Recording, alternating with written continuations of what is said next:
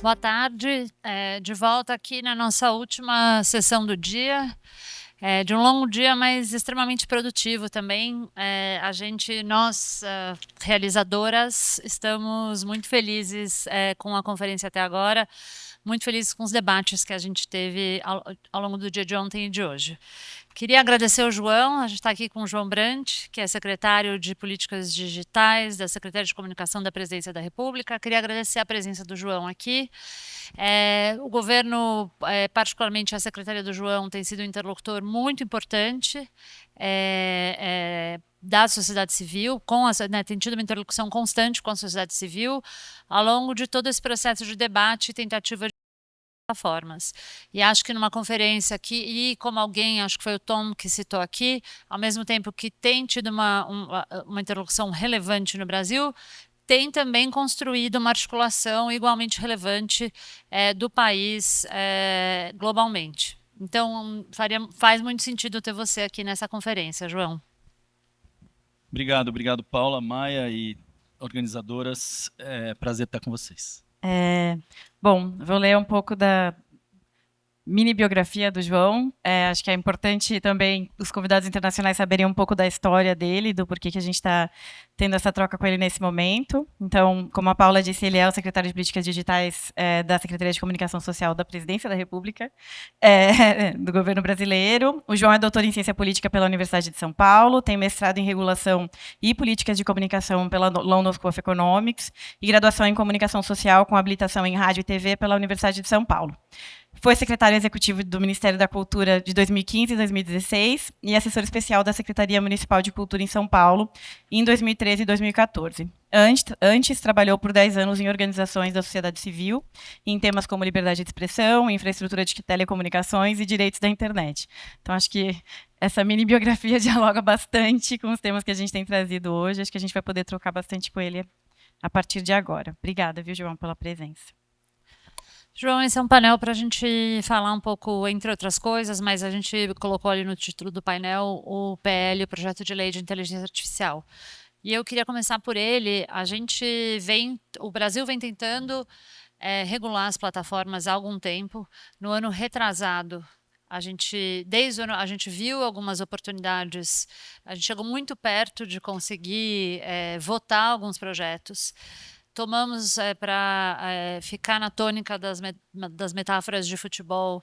A gente não chegou a ser um 7-1, mas a gente perdeu bastante, e com um lobby expressivo das plataformas e com alguns outros problemas, acho que assim, falhas de articulação ou surpresas que a gente teve. Eu queria te perguntar, como o PLDA foi diferente, a gente pode, né, o projeto de lei foi aprovado no Senado, então a gente pode considerar isso uma vitória? E nesse sentido, o que mudou em relação às tentativas anteriores? Eu acho que sim, a aprovação do PLDA no Senado Federal é uma vitória. É uma vitória fruto de um conjunto de fatores, eu diria, um tempo de maturação do projeto bastante maior do que a discussão de plataformas. Se vocês lembrarem, a discussão de plataformas, ela teve a urgência apreciada com um texto publicado no mesmo dia, e depois houve uma tentativa de votar o texto 5 dias depois, não foi derrotado, mas o projeto foi retirado de pauta e não voltou. No caso do PLDA, eu acho que a gente teve uma articulação melhor do governo, interesses mais difusos do ponto de vista de não havia uma oposição tão marcada contra o PLDA, contra elementos do PLDA sim, mas não contra o PL como um todo. E o relator é um relator que foi líder da oposição, líder do governo anterior, do governo Bolsonaro, mas é alguém com muita abertura para diálogo, o senador Eduardo Gomes. E ele constituiu isso também a partir de um texto que foi apresentado pelo presidente do Senado, Rodrigo Pacheco, e a partir de um texto de uma comissão de juristas.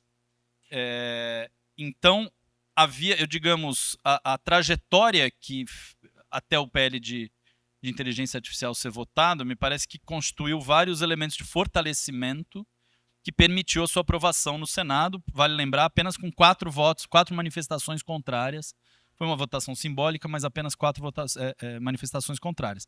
Obviamente, na Câmara dos Deputados, e aqui vale dialogar com quem não é do Brasil, o sistema eleitoral do Brasil ele tem particularidades e o sistema político que fazem com que hoje o governo tenha, de fato, 25% dos votos na Câmara dos Deputados garantido.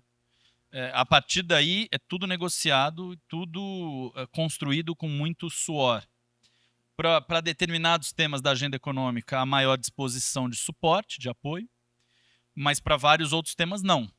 E isso cria uma situação em que é preciso constituir uma maioria num cenário, digamos assim, navegar em mar aberto. E, então, certamente a tramitação na Câmara traz desafios desse tipo, mas nós estamos muito confiantes. Nós estamos com a leitura de que é possível, sim, um debate consistente, aproveitando consensos criados no Senado e reavaliando os pontos que eventualmente não forem de consenso. Ah, legal. Especificamente também no tema do PL de IA, acho que a gente viu também talvez a grande inovação do PL seja incluir o tema da integridade da informação como princípio e a inclusão de um capítulo sobre direitos autorais. Você pode contar um pouquinho para a gente como que o governo viu esse processo? Então, vou falar sobre os dois temas. Integridade da informação é um conceito, do nosso ponto de vista, muito poderoso, pela capacidade que ele tem de refletir algo que já está no artigo 19 do Pacto Internacional de Direitos Civis e Políticos, do direito à liberdade de expressão e acesso à informação, mas salientando o aspecto do direito da sociedade receber informações de várias naturezas e, portanto, de estar bem informada a partir de um conjunto de informações consistentes, confiáveis, precisas. Ele ganhou, digamos, amplitude global com uma publicação do Antônio Guterres em 23, que serviu de base para a discussão sobre os princípios globais para a integridade da informação, e depois ele ganhou espaço no Pacto Digital Global, ele foi tema e ganhou uma sessão específica no nosso trabalho do G20, e tem sido objeto de discussão. A OCDE aprovou em dezembro recomendações sobre integridade da informação, com apoio dos 38 países da OCDE. Estados Unidos e França pilotaram esse processo ali. O Brasil contribuiu bastante e aderiu desde o momento zero também a este documento da OCDE, pela compreensão de que ele carrega uma dimensão positiva forte em que inclui o combate à desinformação, mas não se limita a ele. E, portanto, no momento a gente achou muito importante, e foi uma iniciativa nossa, que esse fundamento estivesse na legislação de inteligência artificial. A gente teve oposição de um campo de extrema-direita no Brasil, que conseguiu, inclusive, retirar a expressão de algumas partes do texto, mas ele permaneceu como fundamento dos sistemas de IA e, portanto, algo que pode mover todo o processo de acompanhamento regulatório. Então, acho que a primeira coisa para nós é uma vitória muito importante. Segundo ponto, direitos autorais. O debate que está acontecendo no mundo inteiro tem a ver com como é que a gente protege não só os criadores, mas uma economia que gira em torno da criação jornalística, artística, científica, porque esse é um insumo básico dos sistemas de IA generativo, mas os sistemas de IA generativa usam uma interpretação inadequada de fair use, a partir da legislação americana, para dizer que eles podem varrer a internet, se apropriar de todo o conteúdo gerado, produzir valor e ganho em cima disso e não gerar nenhum tipo de remuneração para os criadores. Esse modelo é desastroso. Esse modelo não tem como ser, do meu ponto de vista, validado como um modelo positivo e nem naturalizado.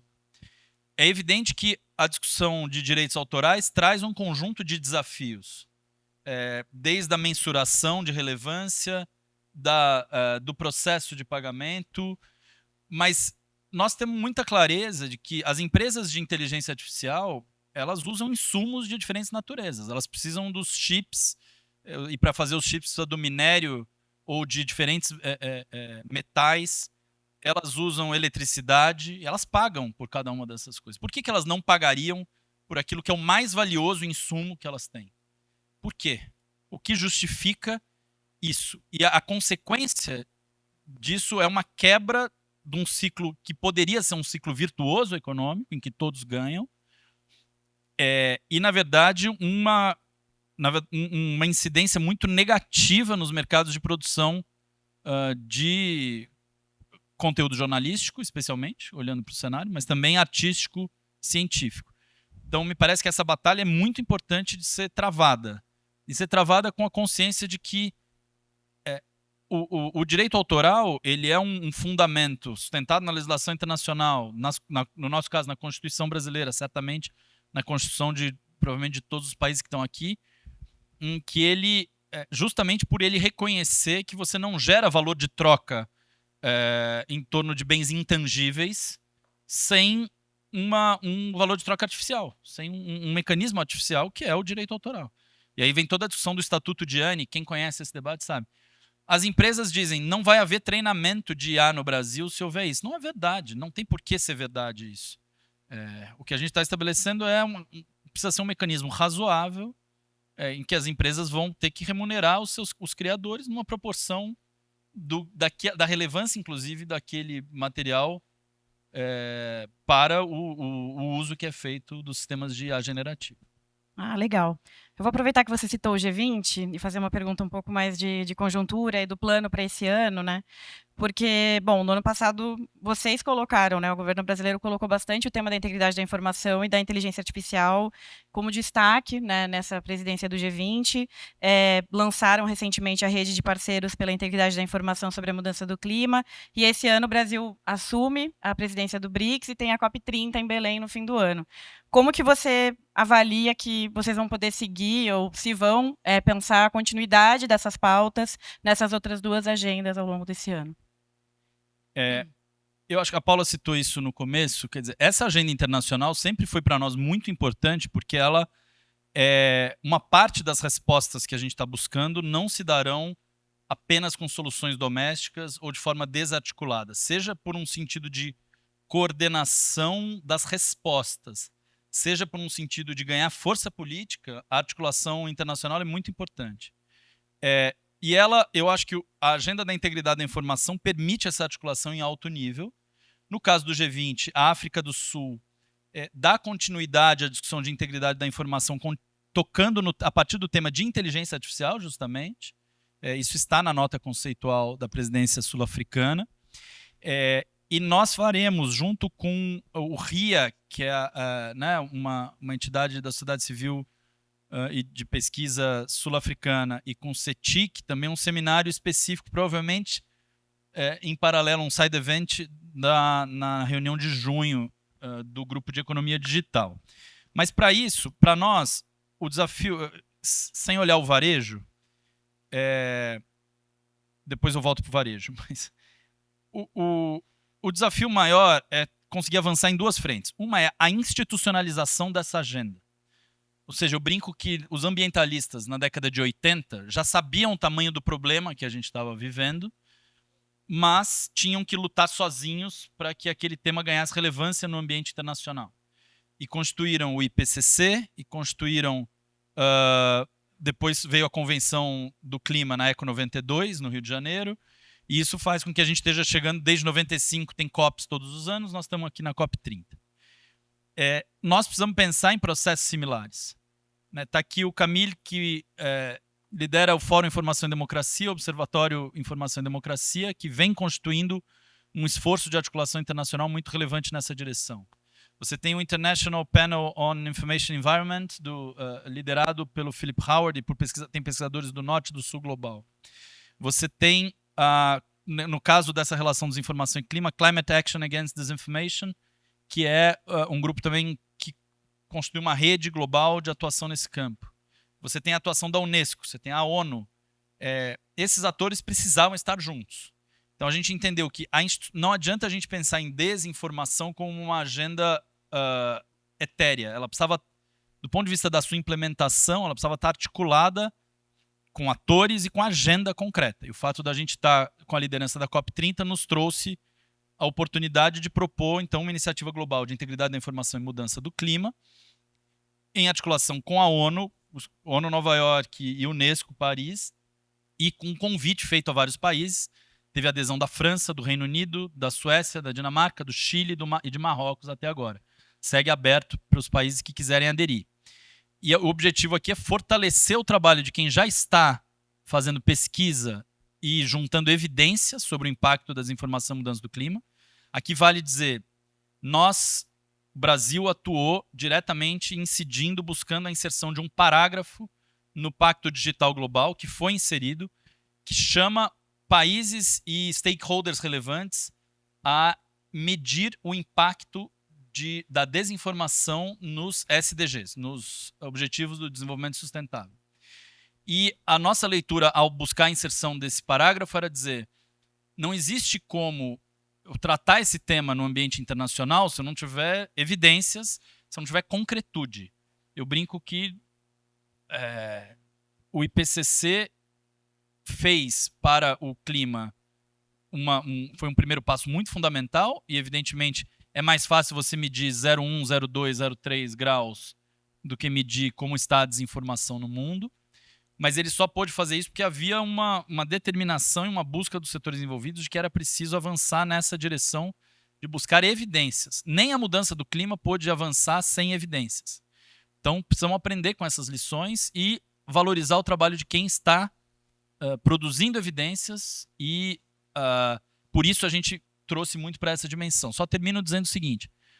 Acho que o BRICS é um espaço muito relevante para a gente discutir uma agenda de sul global, por exemplo, sobre governança de inteligência artificial, ressalvadas todas as particularidades de cada um dos países, são países, às vezes, com interesses geopolíticos muito distintos, assim como também era no G20. Então, cada um desses blocos tem heterogeneidade e nós precisamos lidar com aquela heterogeneidade como um fato. E acho que a gente tem alguns processos, o ISIS mais 20, ou o processo de implementação do GDC, né, do Pacto Digital Global, que precisam ser seguidos com atenção para a gente conseguir dar materialidade e, de fato, ganhar institucionalidade nessa agenda. Obrigada, João. Ainda falando do cenário global, mas voltando para o tema da regulação, eu queria te perguntar duas coisas. Uma, se o governo Trump e os anúncios e as ações e as medidas e as ameaças mudam essa conversa, ou o que elas trazem para essa conversa. Então, como o governo brasileiro entende isso, ou pelo menos a sua área do governo brasileiro entende isso. Também queria te perguntar, recentemente a imprensa brasileira noticiou que o Brasil estava relativamente isolado em relação atualmente em relação à regulação, os esforços de regulação da inteligência artificial, sobretudo porque a Europa, que vinha sendo aliado até então, estava com receio de ser tão severa na regulação por conta do contexto atual. O Brasil se sente de fato isolado. O governo, nesse sentido, né, pensando na regulação, no que diz respeito à sua área, o governo Trump muda um pouco essa conversa. E queria também trazer ainda nesse debate internacional, assim, como que você enxerga, acho que a China apareceu aqui em alguns momentos. A Ania trouxe hoje na apresentação dela e a gente vem falando disso. Numa possível reacomodação global, o Brasil é um país que tem relações com a China. Como que você entende se isso aumenta um potencial nessa frente também? Eu acho que não há dúvidas de que as falas e as ações do governo Trump impactam o debate. Esse impacto por um lado, no sentido de gera mais dificuldades por um tipo de ameaça concreta em relação a tarifas e ações de reação direta à própria existência de regulação. A gente viu isso escrito e declarado. A gente viu o Mark Zuckerberg, no dia 7 de janeiro, dizer que iria trabalhar com o governo Trump, com a nova administração, to push back, essa expressão que ele usa, na regulação europeia e da América Latina e Austrália. Eu não lembro se ele cita a Austrália diretamente, acho que sim. Por entender que aquela regulação é indevida. A gente sabe o quão equilibrada é a regulação europeia, por exemplo. Então, mas por outro lado, ele cria também oportunidades. Primeiro porque eu acho que houve uma caracterização. Eu brinquei outro dia que para quem joga War e tem a carta de objetivo, em que você fala conquistar 24 territórios à sua escolha. Eu não sei, o War é um jogo internacional, ele é... Oi? Risk. Risk é o nome em inglês. Todos os objetivos estão abertos agora. A gente consegue enxergar o objetivo do outro. Isso significa que também não tem uma conversa muito disfarçada. Uma conversa em que o Zuckerberg vai lá e grava um vídeo de 5 minutos dizendo o que ele acha, em que o Elon Musk diz como é que ele vai agir e na direção que ele vai agir, em que o Trump sinaliza com tarifas, em que o J.D. Vance vai à Europa e fala, como na conferência de Munique, o que ele falou para os europeus. Mas eu acho que o tom foi tão alto que ele gerou uma reação também de dizer, opa, peraí. A própria Europa, eu acho que eu estava em Bruxelas e na França naquela semana. Deu para ver, claro, reações de cautela, de uma discussão de como não podemos ser ingênuos nesse momento. Tem as questões da Ucrânia sobre a mesa, tem as questões de tarifas sobre a mesa, tem uma ordem geopolítica mundial se reestruturando, então não dá para lidar com isso como se não tivesse acontecendo. Mas, por outro lado, as falas do J.D. Vance em Munique geraram reações fortes da Europa, no sentido de dizer, nós vamos continuar aplicando o nosso regime de regulação do sistema digital. Então, o Brasil não se sente isolado, acho que isso não se sente isolado.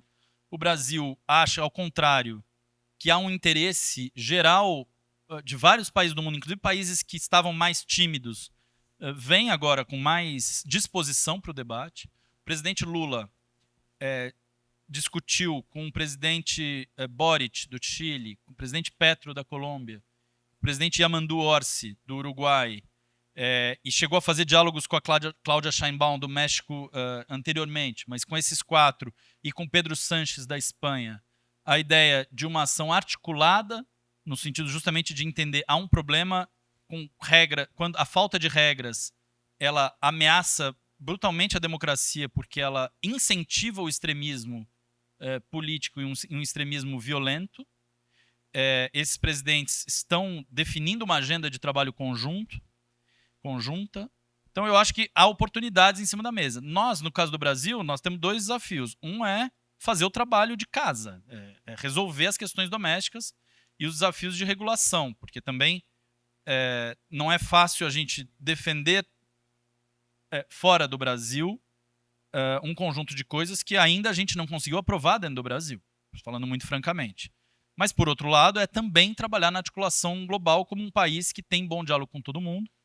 E no caso da China, eu acho que a China é um país que tem uma série de características do seu sistema político, mas também do seu sistema econômico, que favoreceram um crescimento muito grande da participação chinesa em várias das questões relacionadas aos mercados do digital. Acho que apostou corretamente em modelos distribuídos. O exemplo do DeepSeek, ele não deveria ser entendido como um exemplo isolado ou como um exemplo de sorte. Ele é fruto de uma lógica de investimento. E a China pode ser parceira do Brasil em várias questões desse tema. É preciso ter clareza de que uma parte dos valores nos afastam, outras nos aproximam. Eu acho, falando muito francamente, que a Europa deveria repensar a relação com a China no sentido de não transformar a relação com a China num tabu. Discutir com interesses concretos em cima da mesa. E, portanto, com toda a cautela necessária nas relações geopolíticas, mas também com a abertura para a construção de agendas e de parcerias naquilo que for do interesse da Europa. Aqui estou eu dando palpite, não foi pedido, mas eu acho que num cenário de rearranjo da geopolítica, a gente não deveria ter tabus, a gente deveria trabalhar com os interesses políticos, econômicos dos países, sempre com um nível de abertura alto. Vou pular um pouquinho para a conversa do Brasil. E aí, enfim, citar um pouquinho, acho que a gente tem conversado aqui na conferência, né, com esse foco em tecnologia e jornalismo, e a gente viu, enfim, historicamente, pelo menos nos últimos 20 anos, talvez mais, né, como a expansão do acesso à internet impulsionou esse ecossistema que a gente vive, o ecossistema que a AJOR também representa, permitindo o surgimento de organizações em regiões que antes não tinham cobertura, né?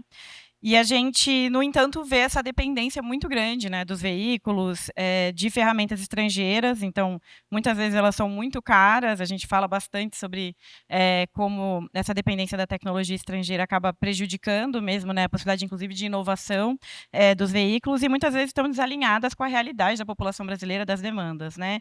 Então, isso é objetivamente um obstáculo para o desenvolvimento do setor. E aí eu queria saber um pouquinho como que vocês estão pensando em enfrentar essa dependência histórica, promovendo a inovação e o fortalecimento da indústria nacional, olhando também para o jornalismo como um potencial setor que a gente pode desenvolver. Bom, acho que aqui abre 3 pontos da nossa agenda. Uma parte da agenda nossa é lidar com esses temas difíceis de regulação.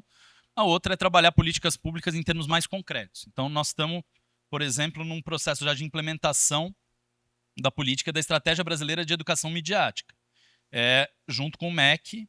Aliás, ontem teve a homologação, deve ter saído no Diário Oficial hoje, a homologação das diretrizes operacionais para estados e municípios. O Brasil tem um sistema descentralizado de educação, mas estados e municípios terão que implementar obrigatoriamente a partir de 2026 educação midiática. Isso já está combinado com uma articulação com entidades da sociedade civil, algumas estão aqui, que têm esforços nessa direção, e isso significa a gente ter cursos de formação, ter material didático, ter uma série de ações dessa dimensão. Assim como isso, a questão do jornalismo, para nós, a gente vem buscando entradas. Bom, enquanto a regulação a gente não resolve, o que a gente consegue fazer? A Marina Pita falou aqui mais cedo da questão da incubadora de mídias negras independentes e periféricas. Ela vem do plano de comunicação antirracista, mas ela dialoga justamente com esse desafio que você coloca, que é da compreensão de que uma parte dos gargalos para desenvolvimento do campo do jornalismo são gargalos comuns na dependência tecnológica de ferramentas. Paula e Maia várias vezes nos trouxeram isso como elementos chave. A BMD também está aqui, a Adriana está por aqui, levantava toda a questão do viewability, de como que esse tema impacta, inclusive, a possibilidade de você receber recursos publicitários equivalentes ao papel que você cumpre. Então, a nossa intenção é que essa incubadora e esse esforço junto, que é com recurso do MCTI, do Ministério de Ciência, Tecnologia e Inovação, possa ajudar a trazer respostas nessa direção. Junto com a CAPES, o CNPq, a gente teve CAPES, CNPq, IBICT, FINEP e IPEA. Nós temos tentado fortalecer e gerar uma onda positiva de investimentos em pesquisa e desenvolvimento nessa área.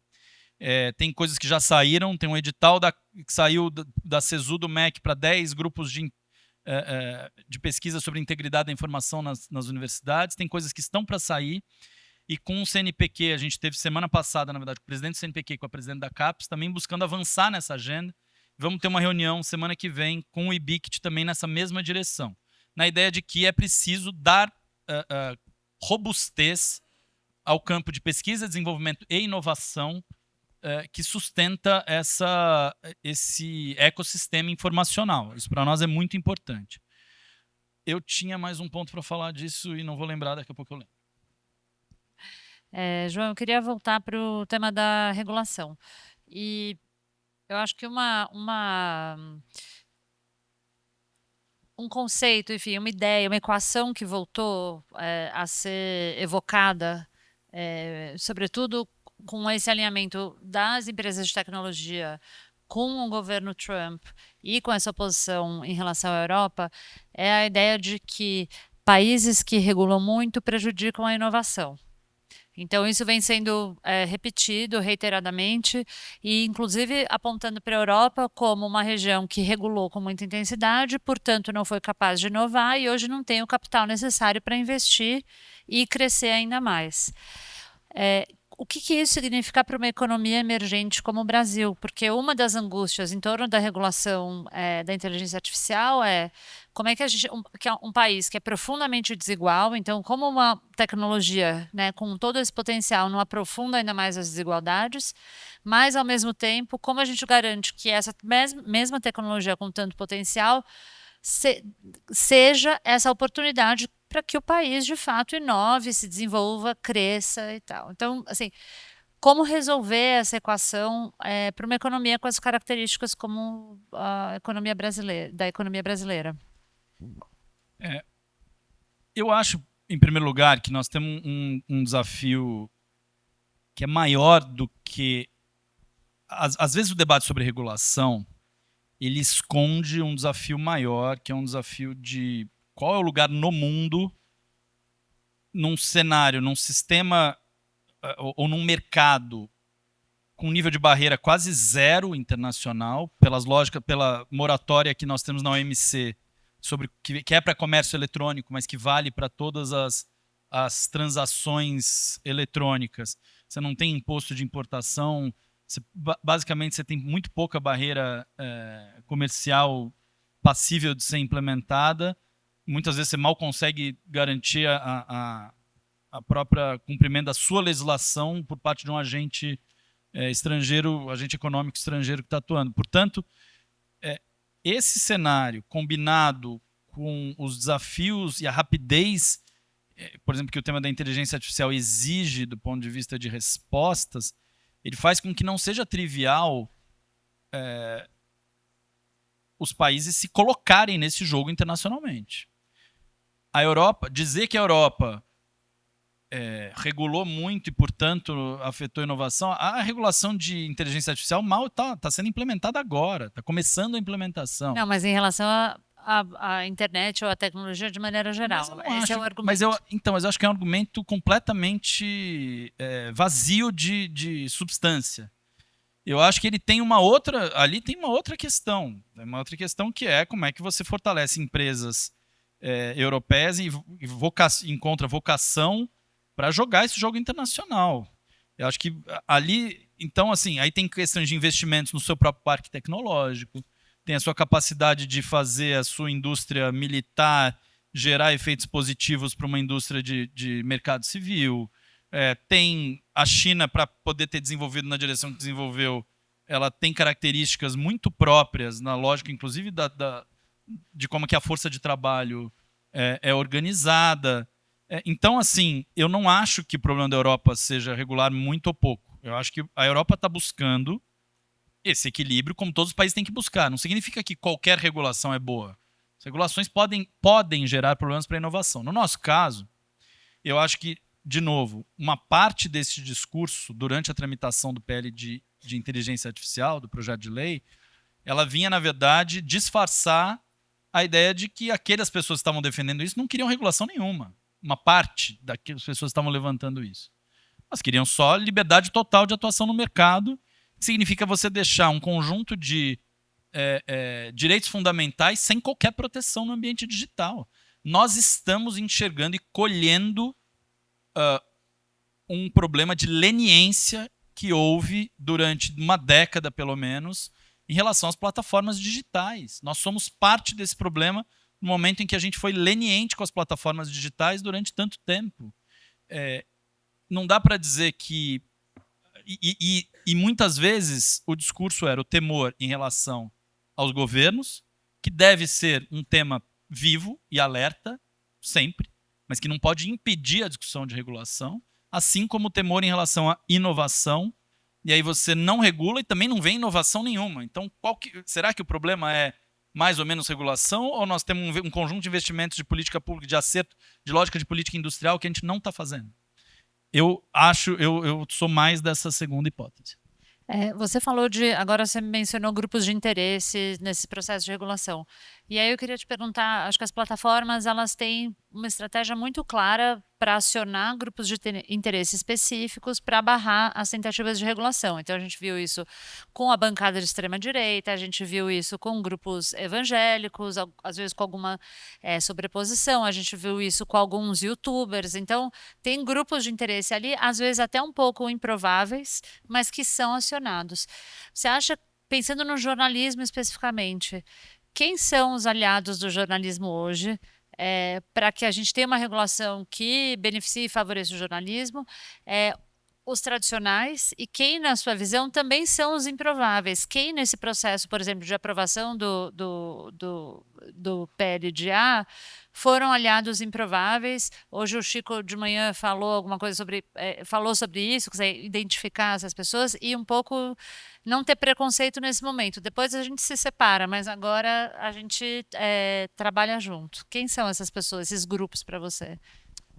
Eu acho que o exemplo que o Chico deu de manhã, do deslocamento da bancada do Republicanos, Republicanos aqui no Brasil é um partido ligado à Igreja Universal do Reino de Deus, e que tem então uma característica muito forte de relação com a Igreja Evangélica, e que mudou de posição por pressão da sua base, por conta de desinformação propagada pelas plataformas, de que o PL de fake news, da maneira como estava, ele ia impedir a profissão de fé religiosa no ambiente digital, o que era um absurdo. Precisava de uma ilação, de uma interpretação muito tortuosa do projeto para falar isso. Quem plantou isso para os evangélicos foram as plataformas digitais. Isso eu estou falando porque tinha publicação delas falando disso. Tá? Então não estou imaginando. Eu acho que no caso do projeto de lei de inteligência artificial, tem uma parte de setores da indústria mesmo de tecnologia que pode ser mobilizado, setores que não são as big techs maiores, mas que são big enough e que acho que têm interesses na mesa que podem ser mobilizados. Eu acho que nós precisamos conseguir unir o próprio campo do jornalismo num nível de amplitude alto, que nós, enquanto a gente tiver fracionamento de posições dentro do campo de quem está praticando o jornalismo, das diferentes associações, associação desde das grandes emissoras de televisão até dos veículos independentes, precisam estar com o mesmo entendimento. Esse é o primeiro esforço. Esse é um esforço que a gente vinha fazendo na direção da discussão dos temas de sustentabilidade do jornalismo, e eu acho que a gente conseguiu chegar num razoável nível de acordo, que inclusive se materializou em propostas que estão em debate e que podem vir a aparecer. Eu acho que, então, assim, a primeira coisa é o campo está unificado. A segunda, eu acho que os artistas precisam estar junto conosco. Não é trivial, porque artistas têm também interesses muito corporativos e específicos.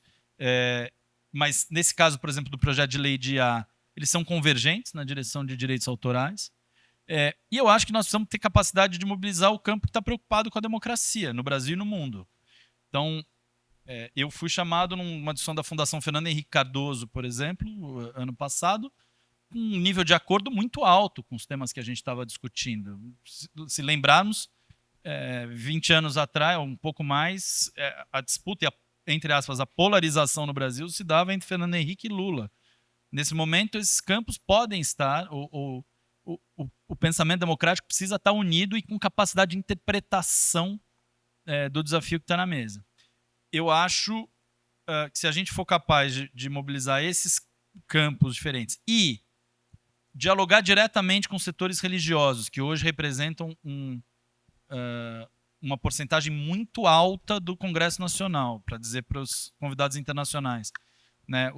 A bancada evangélica é uma bancada bastante expressiva em termos de volume.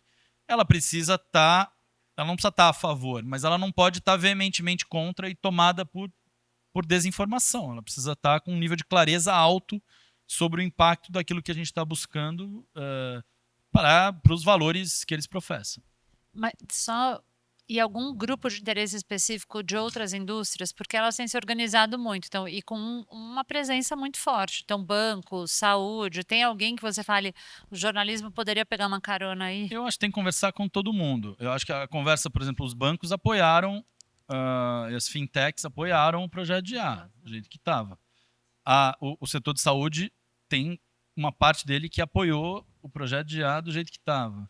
Tem empresas de tecnologia, não quero ficar citando nominalmente, mas que apoiaram, e eu tive essa semana reunindo com algumas delas, dizendo elas têm interesse em apoiar do jeito que estava. E, ao mesmo tempo, nós precisamos, se eu olhar, por exemplo, o papel Fiesp e CNI, né, são duas associações do setor industrial brasileiro. Eu acho que elas tiveram, no momento em que a gente conseguiu mostrar que o projeto, da maneira como ele estava, ele fortalecia e ele respondia a preocupações claras do campo industrial, a Fiesp rapidamente se colocou numa posição muito próxima ao projeto, e a CNI, que vinha com uma posição um pouco mais crítica, também diminuiu a sua resistência ao projeto. Então, eu acho que uma parte do esforço é dialogar com todo mundo, sabendo o que você pode esperar de cada um. Uma parte desses atores... Então, no caso da CNI, por exemplo, eu acho que a gente precisa aproximar da CNI. O campo de produção jornalística precisa mostrar para quem está... Porque a Confederação Nacional das Indústrias no Brasil precisa defender não só a grande indústria, mas também as indústrias de bens intangíveis, e ela precisa ser capaz de equilibrar os interesses entre setores econômicos que são de desenvolvedores e aplicadores de inteligência artificial diretamente, mas também os setores econômicos afetados pela inteligência artificial. Porque, em alguma medida, os dois estão... Todos os interesses estão em jogo e todos os interesses são na indústria. Então, eu acho que a aproximação com esses setores, ela deve ser feita com todas elas, porque o adversário... Eu diria, o inimigo precisa se tornar adversário, o adversário precisa se tornar neutro, o neutro pode se tornar um aliado leve, o aliado leve precisa se tornar um aliado veemente. Esse é o nosso objetivo. Sem querer que o inimigo vire apoiador. Isso aí não vai acontecer. Mas se a gente deslocar 1 grau essa cadeia, a gente consegue aprovar um bom projeto na Câmara dos Deputados. João, eu vou aproveitar que você falou da unidade do campo do jornalismo e te perguntar sobre essas propostas. Você falou que conseguiram desenhar propostas, né? Conseguiram construir essa unidade. Então, queria saber um pouquinho mais sobre elas e qual a perspectiva de apresentar alguma dessas propostas. Olha, eu acho que há uma compreensão das associações, por exemplo, que estão aqui representadas, até onde os advogados públicos usam, eu não sei se são todos, enfim, como eu não sou advogado, eu fico brincando, às vezes. Minha esposa conheço até alguns, né? Eles falam assim, salvo o melhor juízo. Então significa, pode ser que eu esteja falando só uma abobrinha aqui, mas salvo o melhor juízo, todas as associações que estão aqui chegaram num certo consenso em que a gente precisava chegar num modelo de sustentabilidade do jornalismo que viabilizasse, que não se desse num modelo de barganha, mas que se desse num modelo de um recurso que, uma vez arrecadado, ele é distribuído para o setor, buscando corrigir distorções. Ele tem que responder a pequenas, médias e grandes empresas, mas ele tem que corrigir um pouco o fator para não reforçar a concentração. Ele tem que considerar os investimentos que as empresas de tecnologia já fazem no jornalismo e que são relevantes para o jornalismo e, portanto, deduzir do que elas deveriam trabalhar como remuneração esses esforços e fazer com que o acesso a esse recurso, do ponto de vista dos beneficiários, fosse o mais desburocratizado possível. Agora, isso depende de projetos de lei que precisam ter condição política para acontecer. Não adianta a gente apressar um processo.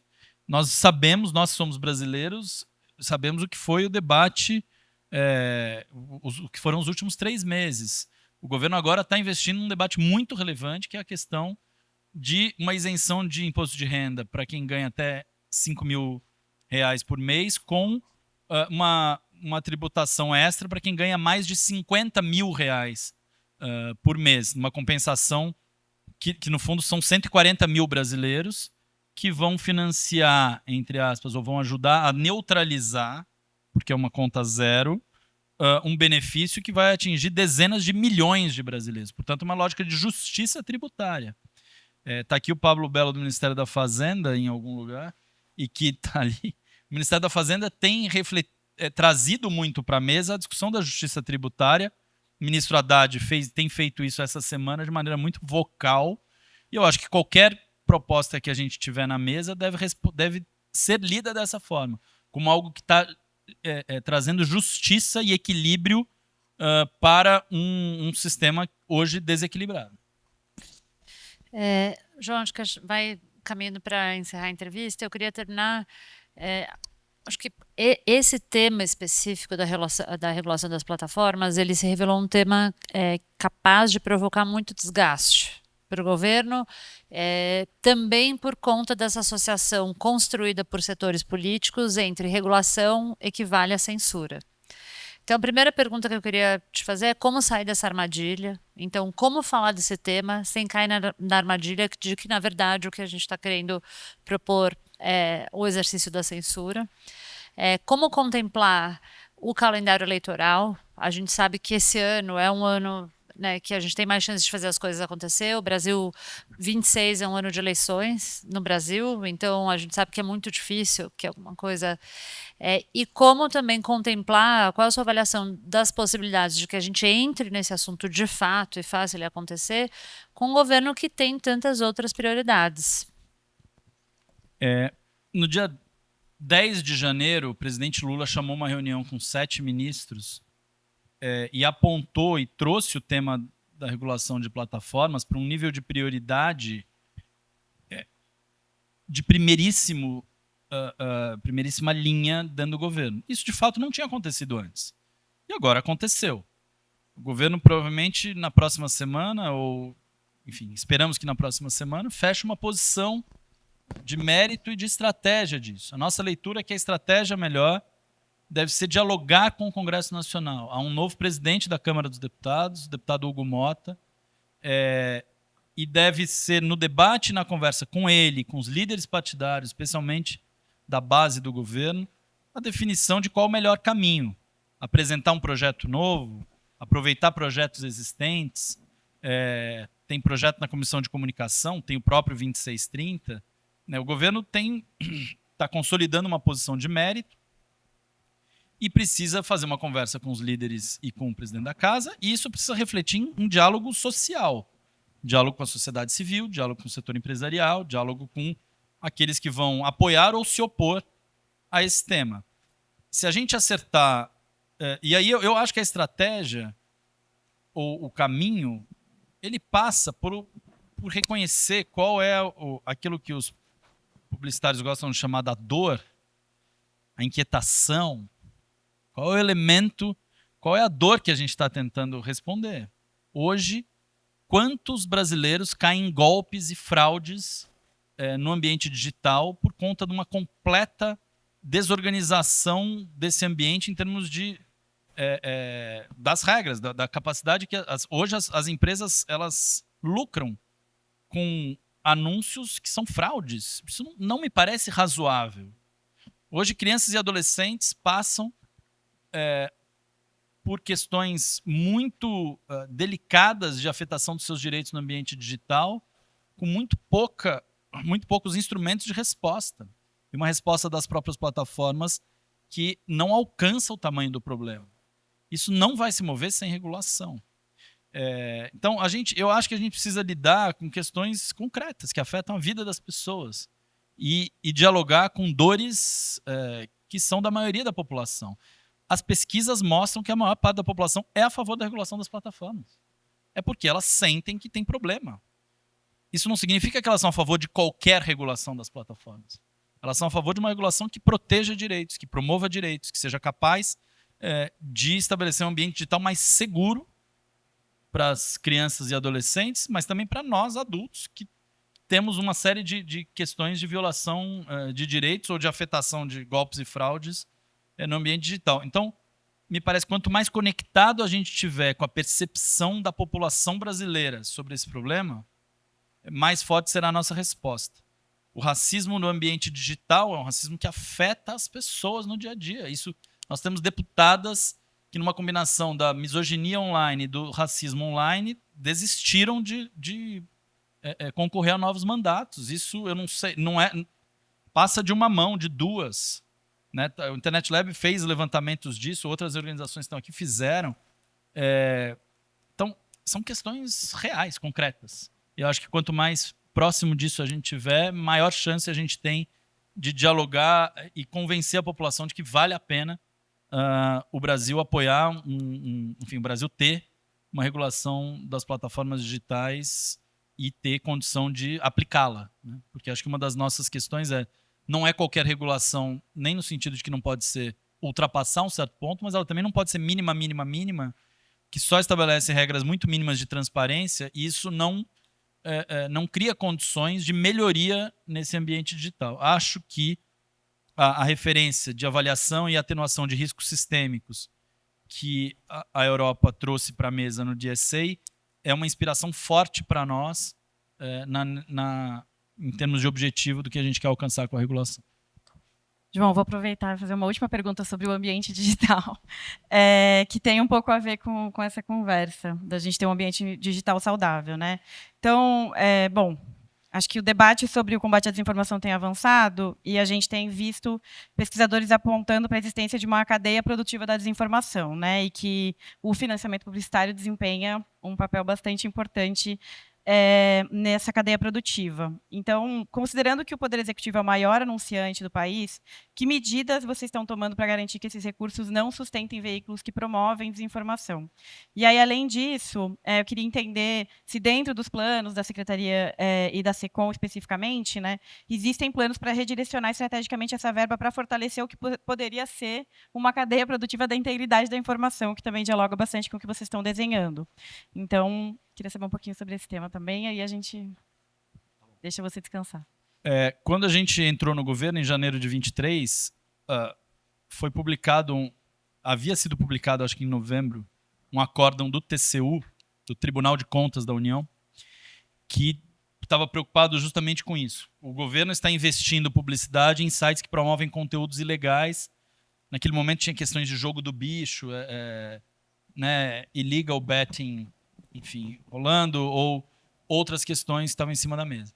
E a gente desenvolveu, a partir disso, a Marina, que está aqui, liderou esse processo, uma instrução normativa número 4, justamente que permite à Secretaria de Comunicação Social, a partir de decisões judiciais ou até da provocação de terceiros, a negativação de sites ou perfis para receber publicidade do governo. Isso não foi aplicado até agora para nenhum caso concreto, porque não houve essa necessidade, mas esse instrumento existe. E se houver a constatação de que o governo está investindo em publicidade em sites desse tipo, esse mecanismo pode ser acionado.